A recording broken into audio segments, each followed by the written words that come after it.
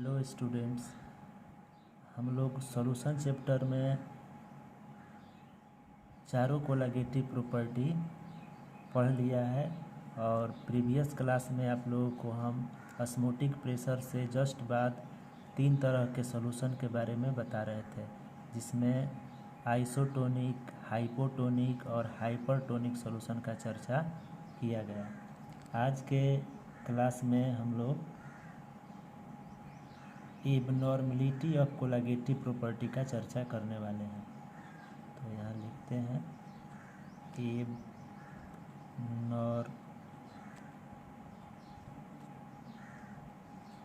कोलागेटिव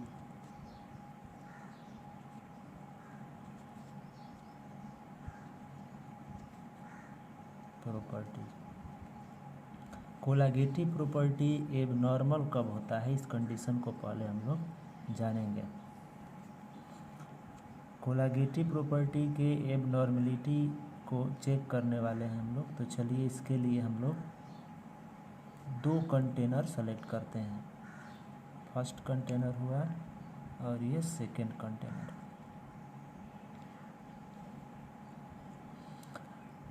कोलागेटिव property के abnormality check कर रहे हैं जहाँ रॉल्स लॉ फेल कर जाता है, रॉल्स लॉ वर्क नहीं करता है जब कोलागेटिव प्रॉपर्टी एबनॉर्मल कंडीशन को गेन कर लेता है। तो कोलागेटिव प्रॉपर्टी कब एबनॉर्मल होता है उसी को चेक करने के लिए हम लोग 2 अलग अलग कंटेनर लिए हैं। फर्स्ट कंटेनर में सॉल्यूशन जो ले रहे हैं उसमें 1 मोल यूरिया सॉल्यूट है और 1 kg वाटर सॉल्वेंट में 1 मोल यूरिया हम लोग लिए हैं। स्पेशल कंडीशन है अगर 1 मोल यूरिया 1 kg वाटर लिए तो मोलारिटी कंसंट्रेशन 1 हो जाएगा। तो एक तरह का ये सॉल्यूशन हो गया। दूसरा कंटेनर में भी यही कंडीशन लिए 1 मोलारिटी 1, तो मोलारिटी 1 तो सॉल्यूट जो है 1 मोल लेंगे और यहाँ पे जो सॉल्यूट है वो हम लोग जनरल सॉल्ट लिए NaCl और सॉल्वेंट 1 kg वाटर रहा। तो इस तरह से ये जो सॉल्यूशन है जनरल सॉल्ट और वाटर का है। और यहाँ पे फर्स्ट वाले कंटेनर में 1 मोल यूरिया और 1 kg वाटर का सॉल्यूशन है।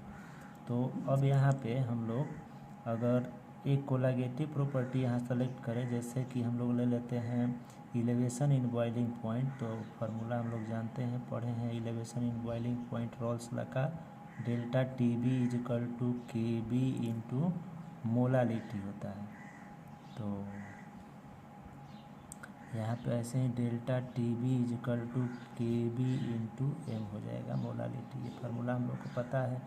अगर यहाँ पे हम लोग फोर्थ कोलागेटिव प्रॉपर्टी जिसको ऑस्मोटिक प्रेशर लिए हैं वो उसको लेते तो यहाँ पे ये हो जाता मोलालिटी, लेकिन यहाँ पे हम लोग ले रहे हैं कोलागेटिव प्रॉपर्टी का ये elevation in boiling point condition, तो यहाँ ये मोलालिटी होगा, वो मोलालिटी 1। ठीक है दोनों में। तो यहाँ से कंडीशन जो बताने जा रहे हैं इसको ध्यान समझना है। 2 कंटेनर ले चुके हैं, सॉल्यूट एक में यूरिया है, दूसरे में जनरल सॉल्ट NaCl है और सॉल्वेंट जो है वाटर ही है दोनों में। तो अब इसको हम लोग समझते हैं। तो इस दोनों कंटेनर के जो कैलकुलेटेड वैल्यू है इलेवेशन इन बॉइलिंग पॉइंट का वो हम लोग को पता है कि जब वाटर सॉल्वेंट होता है तो कैलकुलेटेड डेल्टा TB मतलब इलेवेशन इन बॉइलिंग पॉइंट का जो वैल्यू है वाटर कंडीशन के लिए 0.52 होता है, बताए थे। और इसके लिए भी चेक किया गया तो इसका भी कैलकुलेटेड डेल्टा TB का वैल्यू 0.52 ही आया। देखिए ध्यान समझना है, 2 तरह का सॉल्यूशन है, यूरिया है NaCl है। अब इसमें हम लोग इलेवेशन इन बॉइलिंग पॉइंट का कोलागेटिव प्रॉपर्टी यहाँ कंसीडर किए हैं, दोनों में फार्मूला सेम यूज कर दिए हैं। यहाँ पे हम लोग काम कर रहे हैं क्योंकि एबनॉर्मलिटी चेक करना है।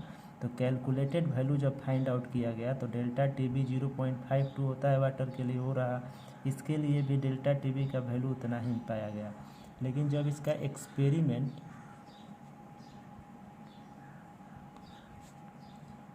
वैल्यू फाइंड आउट किया गया तो इसका डेल्टा टीबी का वैल्यू 0.52 ही आया।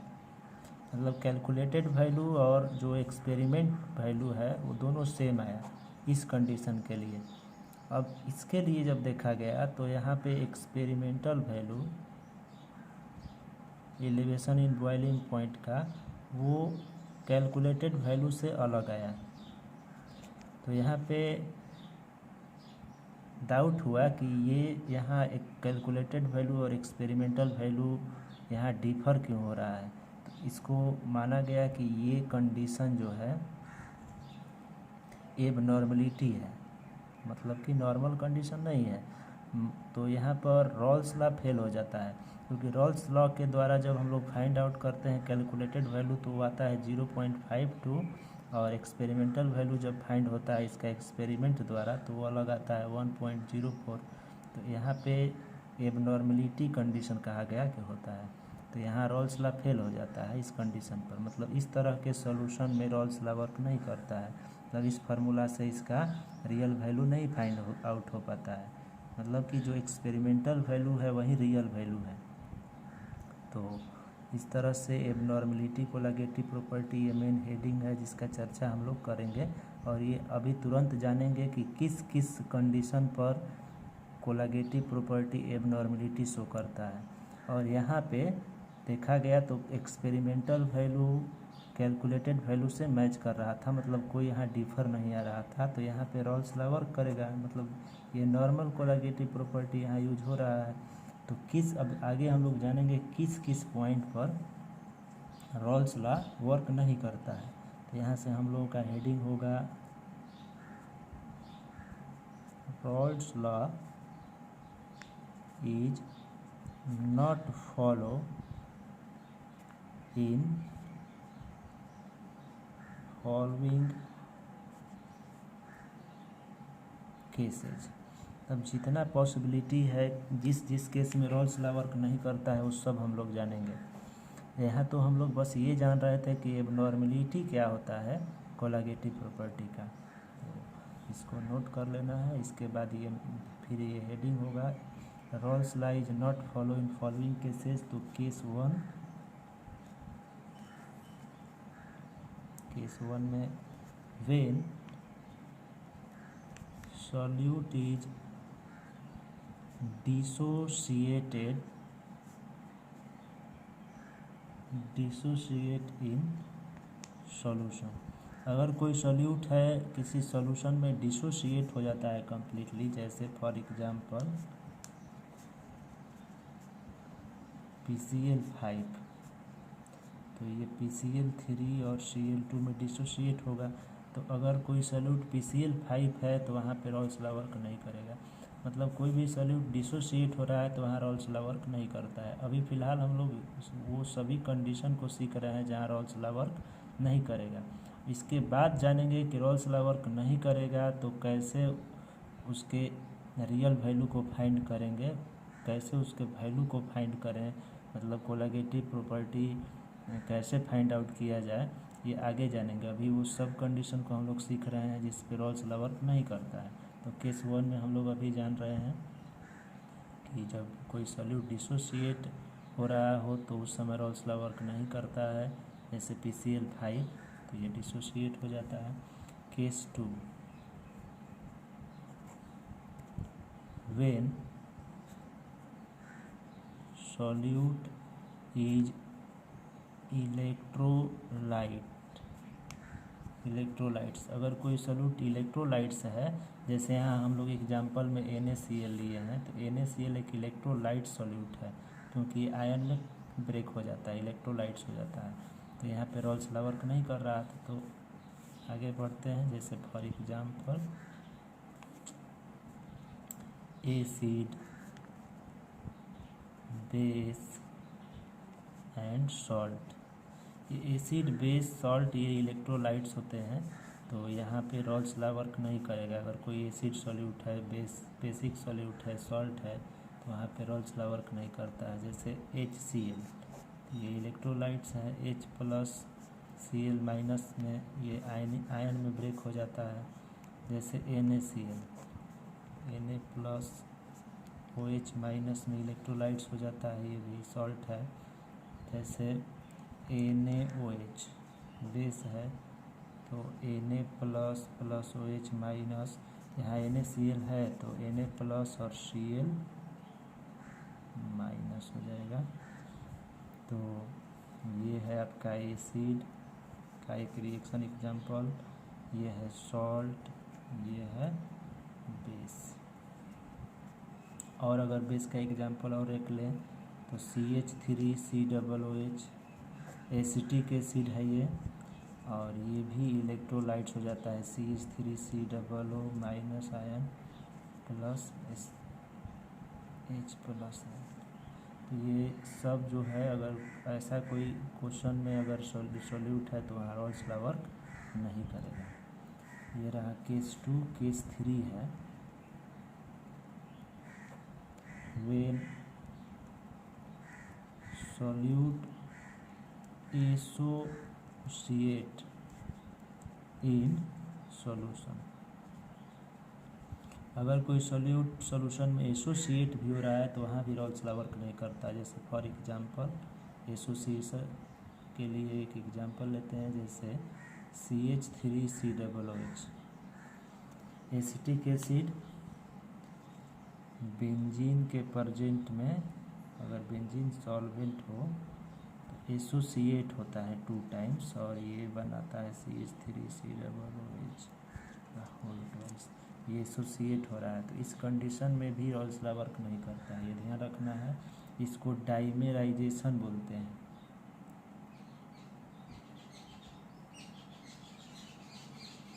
ये हम लोग पढ़े हैं, आपको ये रिएक्शन हम बताए भी थे, डाइमर बोलते हैं इसको। तो इस एसोसिएशन के केस में भी रॉल्स लॉ वर्क नहीं करता है। केस 3 था। अगर एसोसिएशन का और एग्जांपल लेना हो तो और भी एग्जांपल हो सकता है। तो जब भी बोला जाए कि एसोसिएट हो रहा है कोई सॉल्यूट, एसोसिएशन शो करता है तो वहाँ रॉल्स लॉ वर्क नहीं करता है, ध्यान रखना है। केस 4 अब देखते हैं। केस 4 में कुछ स्पेशल रिएक्शन है, जैसे when reaction occurs in solution. मतलब ये जो रिएक्शन हम आपको देने जा रहे हैं, अगर ऐसा रिएक्शन सॉल्यूशन में हो रहा है तो वहाँ भी रॉल्स लॉ वर्क नहीं करता है, ये ध्यान रखना है। इस स्पेशल रिएक्शन को ध्यान में रखना है। KCl plus AgNO3 silver nitrate, तो यहाँ पे सिल्वर क्लोराइड पोटेशियम नाइट्रेट, तो ये सॉलिड फॉर्म में होता है, ये सब एक्वस होते हैं, ये इनसोल्यूबल होता है। तो इस तरह के रिएक्शन अगर हो रहा है किसी सॉल्यूशन में तो वहाँ भी रॉल्स लॉ वर्क नहीं करता है, ये ध्यान रखना है। स्पेशल रिएक्शन है ये सब, पॉपुलर रिएक्शन है, यही सब ज़्यादातर जनरली एग्जाम में आता है। जैसे अगर AgX मतलब सिल्वर हाइलाइड हो तो इस केस में भी रॉल्स लॉ वर्क नहीं करता है, क्योंकि हाइड्रोजन आप लोग जानते हैं, क्लोरीन, आयोडीन, ब्रोमीन, ये सब हाइड्रोजन है, इनसोल्यूबल होता है, इसीलिए यहाँ सॉलिड लिखा गया है। तो इस रिएक्शन में भी रॉल्स लॉ वर्क नहीं करता है। और भी रिएक्शन है, जैसे पोटेशियम आयनिक रिएक्शन के फॉर्म में अगर इसको रिप्रेजेंट करें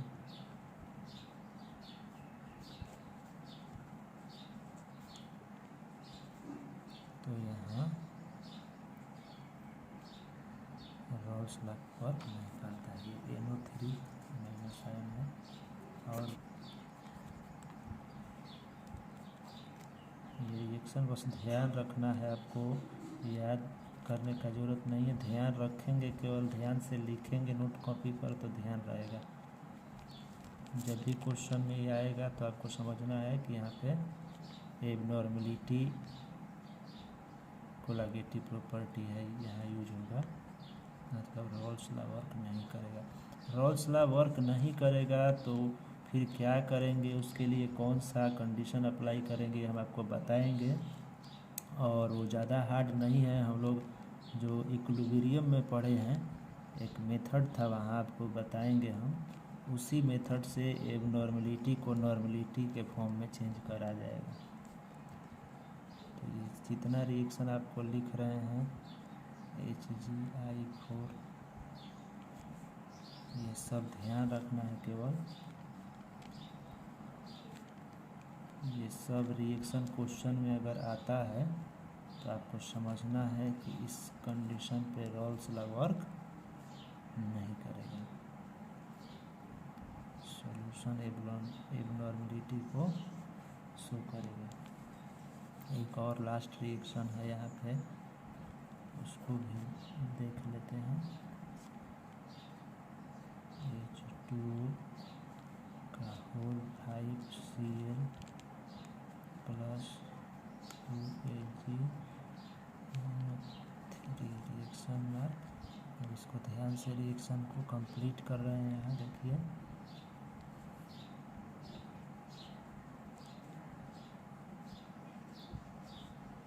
कोऑर्डिनेशन स्फीयर है, हम लोग जानेंगे। एक चैप्टर है हम लोगों का, लास्ट चैप्टर होगा वो इनऑर्गेनिक का। ऐसा रिएक्शन कंपाउंड जो है, क्यों इसको कोऑर्डिनेशन स्फीयर बोलते हैं, जानेंगे। 2NO3 कोऑर्डिनेशन कंपाउंड एक चैप्टर है। 2AgCl। तो अगर AgCl जनरली रिएक्शन में दिखता है कहीं हाइड्रोजन, मेटेलिक हाइड्रोजन, तो आपको समझना है कि वहाँ वो सॉल्यूशन एबनॉर्मल है। तो आज के क्लास में हम लोग इतना ही। ये केस 4 था, सीखे कि किस कंडीशन पे कोई सॉल्यूशन एबनॉर्मलिटी होता है, मतलब वहाँ रॉल्स लॉ काम नहीं करता है। वो 4 केस के साथ हम लोग सीख रहे थे आज के क्लास में। तो जितना बताए इसको नोट कर लेना है कॉपी पर, नोट्स कॉपी पर ज़रूर लिखते जाना है समझते हुए। जब हम लोग क्लास में मिलेंगे तो इसको एक बार रिवीजन भी करना पड़े तो तेज़ी से एक बार रिवीजन करते चलेंगे। और आज के लिए इतना ही, इसको नोट करिए समझते हुए। अगले क्लास में हम लोग जानेंगे कि एबनॉर्मलिटी कंडीशन को नॉर्मल कंडीशन में कैसे लाया जाए। उसके लिए हम लोग degree of dissociation, want of factors, ये सब को सीखेंगे। बहुत सिंपल है, खूब आराम से बताएंगे हम लोग। इक्विलिब्रियम में पढ़ भी चुके हैं। तो ठीक है, आज के लिए इतना।